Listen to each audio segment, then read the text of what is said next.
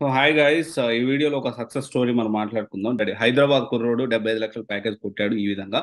So దానికి సంబంధించిన information అనేది నేను ఈ వీడియోలో మీకు షేర్ చేస్తున్నాను. సో దానికంటే ముందు ఒక చిన్న విషయం మనం మాట్లాడుకోవాలి. సో ఈ వీడియో చేస్తున్న ముందు నేను ఈ సండే ఈవినింగ్ చేస్తుంది ఈ వీడియో. సో కొంచెం రన్నింగ్ చేసి, సో రిఫ్రెష్మెంట్ అయ్యి, కొంచెం వాక్ చేసి తర్వాత ఫాదర్కి ఫోన్ చేసినప్పుడు నాకు ఒక ఇన్సిడెంట్ గుర్తొచ్చింది.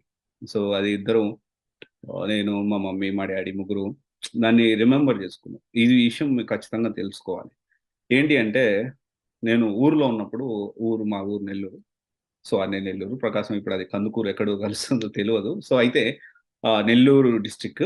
అయితే ఇప్పుడు ఏంటంటే, నేను కాలేజ్ డేస్లో చదువుకునేటప్పుడు కానీ, చదువు అయిపోయిన తర్వాత కానీ, ఇంటర్ తర్వాత కానీ, సో ఎట్టి పరిస్థితుల్లో 6 దాటిందంటే నన్ను మా నాన్న బయట తిరగనిచ్చేవాడు. అంటే అంత రెస్ట్రిక్షన్ పెట్టాడని కాదు. రెస్ట్రిక్షన్ అలా తిరగనివ్వడానికి కారణాలున్నాయి. సో నేను ఊరికే గొడవలు పడడం, కొట్లాట పడడం, ఊరికే పోలీస్ స్టేషన్‌కెళ్ళడం. సో ప్రతిసారి వాళ్ళ కాళ్ళిరగ్గొట్టడం, ఈ కొట్లాటలు, గొడవలు, సార్‌కి ఒకసారి ఎక్కువగా ఏంటి అంటే 6 తర్వాత నైట్ టైమ్ జరిగాయి. ఏదో ఒకటి బయటికెళ్ళండి, ఏదో ఒకటి ఇట్లా గొడవలు కొని తెచ్చుకుంటున్నానని మా నాన్న 6 దాటితే ఇక నేను ఇంటికొచ్చిన దాకా ఇక మా డ్యాడీ ఒకవేళ నాకంటే ముందు ఎళ్ళాడా ఇంటికి, అక్కడ కూర్చొని ఫోన్ ఫోన్ చేసి నన్ను మా డ్యాడీ సీరియస్‌గా అరవడు. "ఏయ్! నువ్వెందుకు రాలేదు? నువ్వెందుకు ఇంకా రాలేదు? ఇందా బయట తిరుగుతున్నావు" అనడు మా డ్యాడీ. మా డ్యాడీ ఫోన్ చేసి, "అయ్యా రా అయ్యా, ఎక్కడున్నావు? టైం అవుతుంది కదా! 6 దాటింది కదా! ఇంటికి రా." నేను ఫ్రస్ట్రేషన్ ఉండే, కానీ మా డ్యాడీ అడిగే ఆహ్, అంటే చాలా కూల్‌గా, "అయ్యా రా అయ్యా, ఇంటికి రా అయ్యా" అనే దానికి నేనేం అనలేకపోయేవాడిని. ఇంటికొచ్చి ఇంగా "వస్తున్నా డ్యాడీ 10 నిమిషాలని." కరెక్ట్‌గా 10 నిమిషాల తర్వాత మళ్ళీ ఫోన్ చేసి, "అయ్యా ఎక్కడున్నావయ్యా? ఇంకా రాలేదు. లేట్ అవుతుందా? ఏడున్నావు?" అని ఫోన్ చేసేవాడు. సో, నాకు ఆ ఫోన్‌లు చేసి, చేసి ఇంగ మా డ్యాడీ తట్టుకోలేక, ఇంక నేను రియాక్షన్ గూడా అంటే మా డ్యాడీ సీరియస్‌గా, "రేయ్! నువ్వేంది ఇంకా రాలేదంటే," నేను "నేను రాను డ్యాడీ, కొద్దిసేపు ఆగొస్తా. ఎందుకు ఊరికే ఇసికిస్తావు" అని చెప్పడానికి ఆస్కారం ఉండేది. కానీ మా డ్యాడీ అలా చేయలేదు. సో, ఇగ నేను ఇట్లా ఇట్లా అనుకుంటా ఇంటికెళ్ళేవాడిని. ఇంటికెళ్ళిపోయేవాడిని. మా డ్యాడీ ఫోన్ తట్టుకోలేక ఇంటికెళ్ళేవాడిని. ఒకవేళ మా డ్యాడీ బయటున్నాడనుకో 6 తర్వాత, ఫోన్ జేసి, "అరే! పనుంది, అమ్మకియ్యరా ఒకసారి ఫోన్" అని జెప్పి అనేవాడు. అంటే ఈడికి ఇంటికొచ్చాడా లేదా అని ఆ విధంగా తెలుసుకునేవాడు. సో, నేనిది ఎందుకు చెప్తున్నానంటే, అప్పుడు నాకు విపరీతమైన కోపం ఉండేది. ఏంది ఊరికే నేనెక్కడికి పోయినా అక్కడికెళ్ళొద్దు, ఇక్కడికెళ్ళొద్దు, బయటికెళ్ళొద్దు అని అనేవాడు అని చెప్పి నాకు విపరీతమైన కోపం ఉండేది.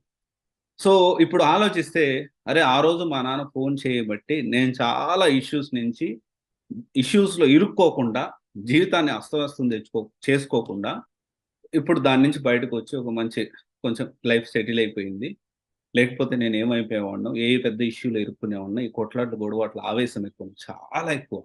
సో, నాకెంత ఆవేశం అంటే, అది ఇక చెప్పేది గాదు. చాలా టెంపర్ అనేది ఉంది. ఇప్పటికి ఉంది గానీ, సో, ఇప్పుడేంటి అంటే, సో, నాకు దానికంటే ఇంపార్టెంట్ వర్క్స్ ఇవన్నీ ఉండడం వల్ల అది కొంచెం లో అయింది. మ్యారేజ్ అయిన తర్వాత తగ్గింది. నా వైఫ్ ప్రెగ్నెంట్ అయిన తర్వాత అది ఇంకా తగ్గింది. ఇంక బాబు, పాప పుడితే మరి ఇంకా పూర్తిగా పోవచ్చేమో. బట్ ఏంటి అంటే, మనం చాలా సార్లు పేరెంట్స్‌ని అరే! నువ్వు అంటే ఇలా జేస్తున్నారేంటి? అలా జేస్తున్నారేంటి? అనుకుంటాం. కానీ నేనేమంటున్నానంటే, ఎప్పుడైనా ఒకటి గుర్తుపెట్టుకోండి. మనం ఎలాంటి పరిస్థితుల్లో ఉన్నా, మనం దగ్గర డబ్బులున్నా, లేకపోయినా, పేరెంట్స్ చూపే ప్రేమలో మాత్రం మార్పుండదండి. This is the real fact. మనం చాలా మంది తిట్టుకుంటాం. "ఏహేయ్! ఎందుకు ఇట్లా ఎందుకు ఆడకి పోనీయడు? ఇన్ని రిస్ట్రిక్షన్స్ ఏందంటే" అంతా మన మంచికే. ఇది నువ్వు ఆలోచించగలిగిన నాడు నువ్వు లైఫ్‌లో సక్సెస్ అయిపోయినట్టే. పేరెంట్స్ మాట, తల్లిదండ్రుల మాట విని చెడిపోయిన వాడు చరిత్రలో లేడండి. వాళ్ళు మంచిగా కూడా చెప్తారు. 99% 100 కాదు, 99% కాదు. 100కి 200% మనం మంచే కోరుకుంటారు తల్లిదండ్రులంటే. రైట్. ఇక్కడ చూడండి ఒక photos, I was so happy to share this. ఈ ఫోటో చూడండి. వాళ్ళ మమ్మీ, డ్యాడీతో 75 లక్షల ప్యాకేజ్ సాధించిన ఇతను ఏ విధంగా అంటే ఏ విధంగా అసలు లక్ష్యంపై కసి, సాధించాలని పట్టుదల ఉంటే ఏదైనా సాధించొచ్చని నిరూపించాడు ఈ యువకుడు. అండ్ 75 లక్షల ప్యాకేజ్. పేరు ప్రశాంత్ నాయక్. సో, ప్రశాంత్ నాయక్ ఎన్ని కష్టాలు పడ్డారంటే అన్ని కష్టాలు పడ్డారు. తెలంగాణలోని నారాయణపురం మండలంలో మారుమూల గిరిజన తండాకు చెందిన విద్యార్థి. ఓకే. సో, గిరిజన విద్యార్థి. అంటే నేను తక్కువ చూసాను. గిరిజన విద్యార్థులు అని వాళ్ళకు ఉన్నంత తెలివి. అంటే వాళ్ళకి నేనేం తెలివి గురించి మాట్లాడుతున్నా. సో అలాంటి ప్లేస్ గురించి అంటే కనీస మౌలిక వస్తువులు మనకు ఎన్ని వస్తువులు ఉన్నాయండి? మన ఇంట్లో మంచిగా టీవీ ఉంది, లైట్ ఉంది, ఫ్యాన్ ఉంది, ఏసీ ఉంది. ఏం కావాలంటే ఎక్కడికెళ్ళగాలంటే అక్కడ ఇన్ఫర్మేషన్ అంతా మన చేతుల్లోనే ఉంటుంది. కనీస మౌలిక వస్తువులు అంటే అదే కనీసము ఇల్లు ఉండడం ఇట్లా కొంచెం చాలా ఇబ్బందే ఉంటుంది గిరిజనం అక్కడి నుంచి వచ్చారు అంటే. అయితే ఇక్కడ ఏంటి అంటే 6వ తరగతి నుంచి ఇంటర్ వరకు హైదరాబాద్‌లో శ్రీ చైతన్యలో చదివాడు. తర్వాత 2019 జేఈఈ మెయిన్స్‌లో ఆల్ ఇండియా 467 ర్యాంక్ సాధించారు. తర్వాత ఐఐటీలో సీట్ సాధించి ఎలక్ట్రిక్ ఇంజినీర్‌గా చేరాడు.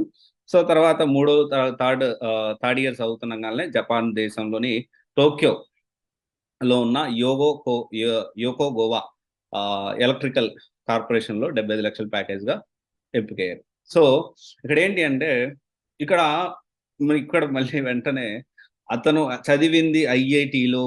నేను చదివింది అంత పెద్ద కాలేజీలో కాదు సార్. మా కాలేజీలో క్యాంపస్ ప్లేస్‌మెంట్‌లే వస్తలేవు సార్. సో, నేను చదివింది నార్మల్ కాలేజీలోనే.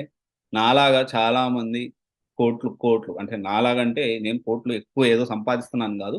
నాకంటే చాలా తక్కువ చిన్న కాలేజీలో జస్ట్ పాస్ అయిన వాళ్ళు, జస్ట్ ఫెయిల్ అయిన వాళ్ళు గూడా ఇప్పుడు కొన్ని కోట్లు సంపాదించి వేరే లెవెల్‌లో ఉన్నారు. సో, ఇక్కడ నేనేంటి అంటే, ఇక్కడ మనం అక్కడ కనీస మౌలిక సదుపాయాలు లేని పరిస్థితుల నుంచి అతనొచ్చాడు. అండ్ ఇంకొక స్టోరీ చూస్తారా? ఇంకొకటేంటి అంటే, సంహిత మైక్రోసాఫ్ట్‌లో 52,00,000 ప్యాకేజ్ అనేది సంగారెడ్డికి తెలంగాణలోని సంగారెడ్డికి చెందిన ఆహ్, స్టూడెంటు. సో, కాలేజ్ ప్లేస్‌మెంట్‌లో 52,00,000 జీతంలో ఆహ్, తెచ్చుకుంది. సో, ఇక్కడేంటి అంటే, సో, ఇది ఏరియాలోని నర్సాపూర్ ఏరియాలోని బీవీఆర్‌టీ ఇంజినీరింగ్ కాలేజ్‌లో దీనికి సంబంధించిన ఆ కాలేజ్‌లో జరిగింది. సో, ఇక్కడ నేనేమంటున్నానంటే ప్రతి ఒక్కరు గూడాను నేను చిన్న కాలేజ్‌లో చదివాను. కుంటి సాకులు అవసరం లేదు. అంటే సాకులు దేనికి సాకులు? నువ్వొకటి సాధించాలి అంటే దానికోసం ప్రాణం పెట్టి పని చేయాలి. ప్రాణం పెట్టి పని చేయకుండా అంటే ఇప్పుడు ప్రతి దానికి అరే! ఈరోజు రేపేంది వినాయక చవితి అనుకో. వినాయక చవితి అయిపోయిన కోర్సు కెరియర్ స్టార్ట్ చేస్తా. అప్పుడు ప్రాక్టీస్ స్టార్ట్ చేస్తా. ఇప్పుడేమంటారంటే, దసరా ఉంది గదా! ఊరికెళ్ళాలి. పెద్ద పండగ. నేను లేకపోతే అసలు మా ఇంట్లో పండగ వాతావరణం ఉండదు. సో, ఫస్టు డ్యాడీ వాళ్ళు పిలుస్తారు తల్లిదండ్రులు. "అరే! రారా పండగకి రారా." నేను వారం రోజులు అయిపోయిన తర్వాత నీ కెరియర్‌ని స్టార్ట్ చేస్తా. సో, ఇలా టైమ్ వేస్ట్ అని చేయను.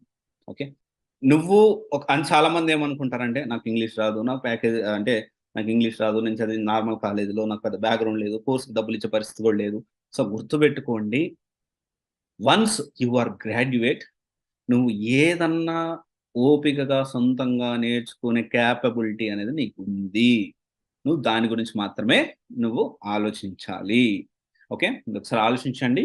అండ్ డెఫినైట్‌లీ ఇట్లాంటి సక్సెస్ స్టోరీ చూసి మనం గూడా ఇన్‌స్పైర్ అయ్యి, మనం గూడా కష్టపడి మన లైఫ్‌ని చేంజ్ చేసుకుందాం. ఇట్లాంటి కోట్ల ప్యాకేజ్ వచ్చిన చాలా మంది వీడియోస్ చేశాను. ఎందుకు చేస్తున్నానంటే ఒక ఇన్‌స్పిరేషన్ కోసం. ఓకేనా? Thank you.